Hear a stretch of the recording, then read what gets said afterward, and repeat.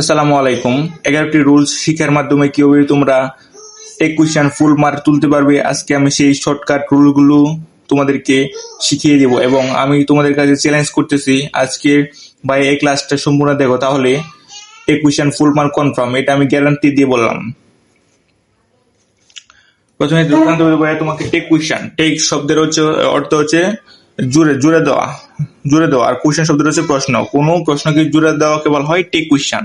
আমরা আজকে take কুইশনের 11টি rules পড়বো, তাহলে 11টি রুলস যদি একবার তুমি মাথায় মনে রাখতে পারো, তাহলে এবার পুরো জিনিসটা এবার পানির মতো সহজ হয়ে যাবে। টাইপ নাম্বার 1, প্রথম অক্সিলারি ভার্ব। অক্সিলারি ভার্ব গুলো হচ্ছে am, is, are, was, were, have, has, had. আর মডেল অক্সিলারি ভার্ব হচ্ছে can, could, may, might, will, would, must, ought to. এগুলো হচ্ছে মডেল অক্সিলারি ভার্ব।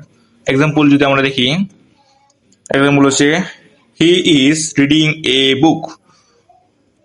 সেন্টেন্স ভিতরে দেখতে হবে, প্রথমে দেখতে হবে অক্সিলারি ভার্ব, এই অক্সিলারি ভার্ব গুলো আছে কিনা। যেহেতু আছে ইজ, যেহেতু অক্সিলারি ভার্ব ইজ আছে, এই জন্য আমরা ইজ লিখলাম।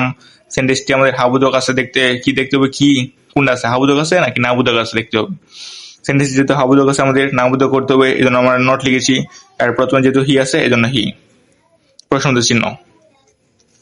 তারপর Rafiq has got a prize. সেন্টেন্সের ভিতরে হ্যাজ যেহেতু আছে অক্সিলারি ভার্ব, এই জন্য আমরা লিখেছি অক্সিলারি ভার্ব। আর সেন্টেন্সটি যেহেতু হাবোধক আছে, আমাদের নাবোধক করতে হবে, এই জন্য আমরা নট লিখেছি।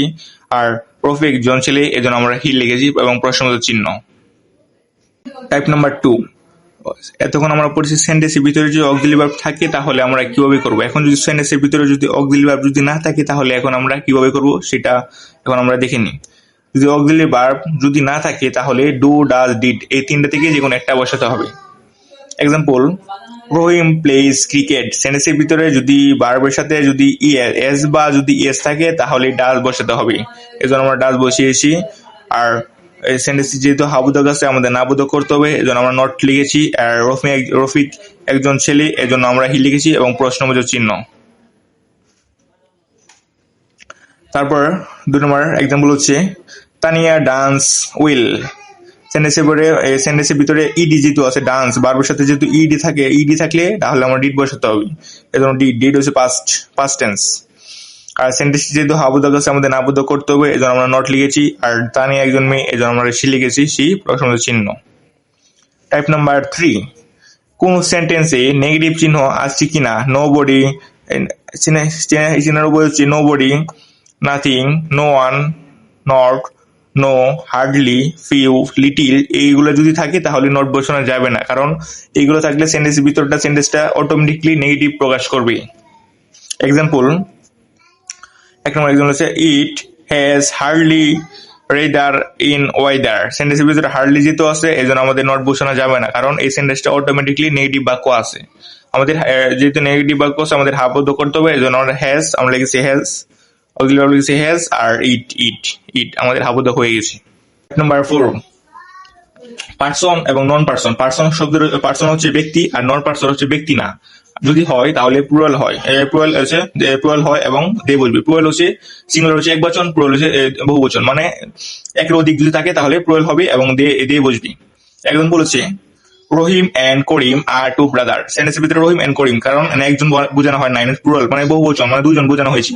আর টু ব্রাদার, এখানে যেহেতু ব্যক্তি বোঝানো হয়েছে, এই জন্য সেন্টেন্সের ভিতরে দেখি অক্সিলারি ভার্ব কি আছে, অক্সিলারি ভার্ব আছে আর, এই জন্য আমরা লিখেছি আর। আর সেন্টেন্সে যেহেতু হাবোধক আছে, আমাদের নাবোধক করতে হবে, এই জন্য আমরা লিখেছি নট। আর রহিম এন্ড করিম হয়েছে আর, তারপর আছে এই যদি পার্সন থাকে তাহলে দিয়ে বসাতে হবে, এই জন্য আমরা দিয়ে বসিয়েছি এবং প্রশ্নবোধক চিহ্ন।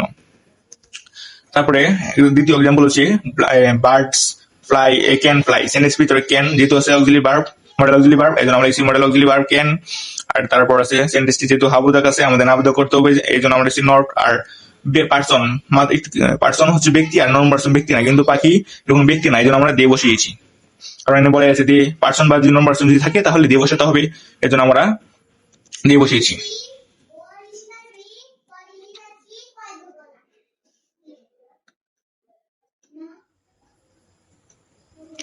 টাইপ নাম্বার 5, পার্সন যদি সিঙ্গুলার হয় তাহলে হি এই বা সি বসবে। পার্সন ব্যক্তি যদি এক বচন হয়, মানে সিঙ্গুলার মানে এক বচন হয়, তাহলে হি বা সি যে কোনো দুইটা থেকে একটা বসবে। এক্সাম্পল হচ্ছে রহিম প্লেজ ক্রিকেট। সেন্টেন্সের ভিতরে প্লেজ ভার্বের সাথে কিন্তু ইএস আছে, এজন্য আমরা লিখছি ডাস, কারণ ভার্বের সাথে এস বা যদি এস থাকে তাহলে আমাদের ডাস লিখতে হবে।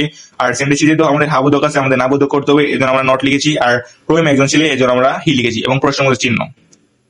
নাম্বার 6, নন পার্সন যদি সিঙ্গুলার হয়, মানে যেটা পার্সন না, ব্যক্তি না, সিঙ্গুলার হয়, যদি এক বচন হয় তাহলে ইট বসবে। এক্সাম্পল হচ্ছে this is a nice pen. সেন্টেন্সের ভিতরে ইজ যেহেতু অক্সিলারি ভার্ব আছে, আমাদের লিখছি এই জন্য লিখছি ইজ, প্রথমে লিখতে হবে। আর তারপর সেন্টেন্সের ভিতরে সেন্টেন্স যেহেতু আছে, আমাদের হাবোধক আছে, আমাদের নাবোধক করতে হবে, এই জন্য আমরা লিখছি নট। আর এটি এটি এটি বস্তু, কারণ পেন একটা বস্তু, এই জন্য আমরা ইট লিখেছি। কারণ নন পার্সন যদি থাকে ইট লিখতে হবে। আমরা রুলসে কিন্তু পড়ে আসছি।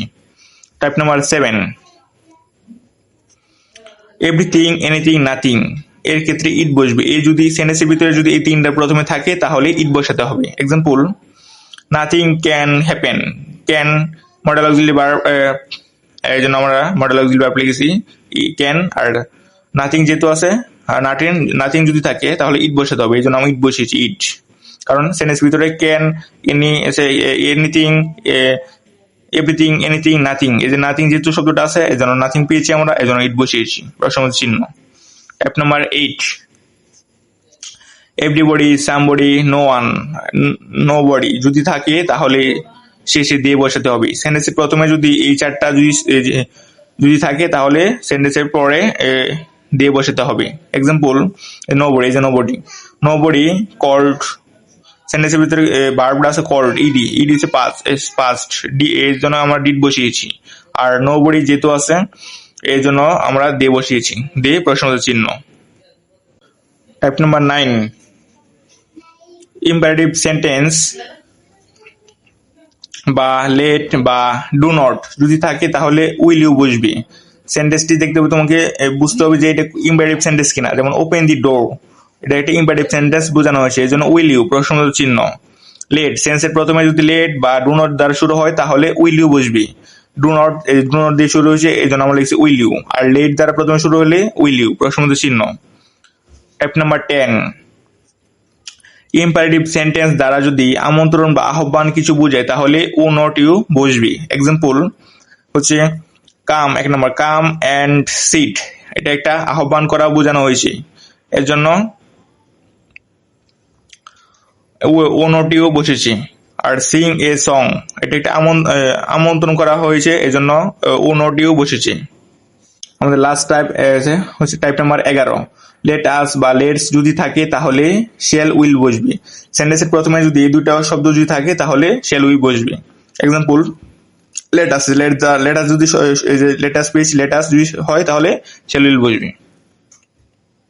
টাইপ যদি মাথায় যদি রাখতে পারো তাহলে দেখবা পুরো বোর্ড কোশ্চেন যত আছে তুমি জাস্ট কুপাইতে পারবা।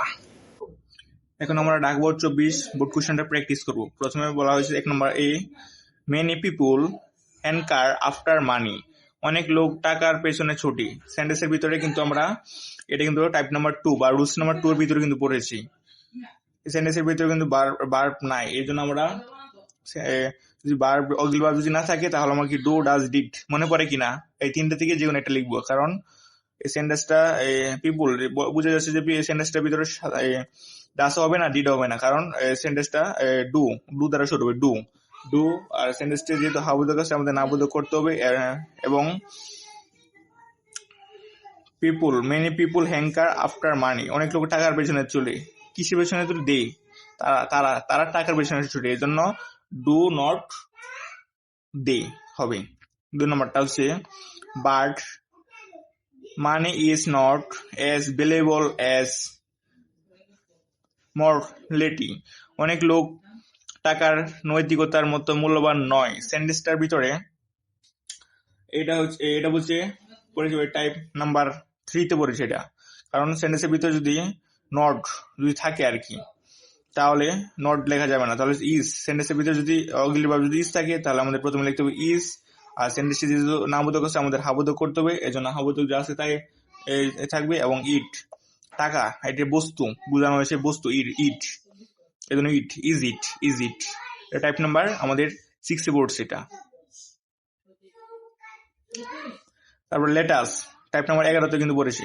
Let us always keep this truth in mind. আসুন আমরা সবসময় এটা মনে করে রাখি। লেটাস যেহেতু আছে চোখ বন্ধ করে মনে করবো শ্যাল উইল, কারণ টাইপ নাম্বার 11 তোমাদেরকে পড়াইছি লেটাস থাকলে শ্যাল উইল। তারপর আছে D number many can hardly, যেহেতু হার্ডলি আছে সেন্টেন্সে যেহেতু না বোধক আছে আমাদের হাবোধক করতে হবে, এই জন্য মেনি ক্যান হার্ডলি এই সেন্টেন্স ভিতরে ক্যান যেহেতু আছে মডেল অক্সিলারি ভার্ব, এই জন্য আমাদের লিখছি ক্যান লিখতে হবে ক্যান। তারপর আছে মানি, অনেক লোক টাকার আছে কত টাকা শুকানতে পারে না, এটা বস্তু বোঝানো হয়েছে ইট, এই জন্য আমরা ইট ক্যান ইট, কারণ হার্ডলি না বোধক আছে আমাদের না বোধক করতে হবে পারবো না, সেন্টেন্সটা হার্ডলি না বোধক আছে আমাদের হাবোধক করতে হবে, এই জন্য আমরা ক্যান ইট লিখেছি ক্যান ইট। এই নাম্বারটা হচ্ছে so we should neighbour have a great of money, তাই আমাদের কখনো টাকার লোভ থাকা উচিত নয়। এটা এটা এটা হচ্ছে শুড উই লিখলে এটা হয়ে যাবে। তবে আজকে ক্লাসটা তোমাদের কাছে কেমন লেগেছে এটা কমেন্ট সেকশনে জানিও, এবং রাফি একাডেমি ইউটিউব চ্যানেলটা সাবস্ক্রাইব করে সাথে থেকেও দেখাবো তোমাদের সাথে পরবর্তী ভিডিওতে। আল্লাহ হাফেজ।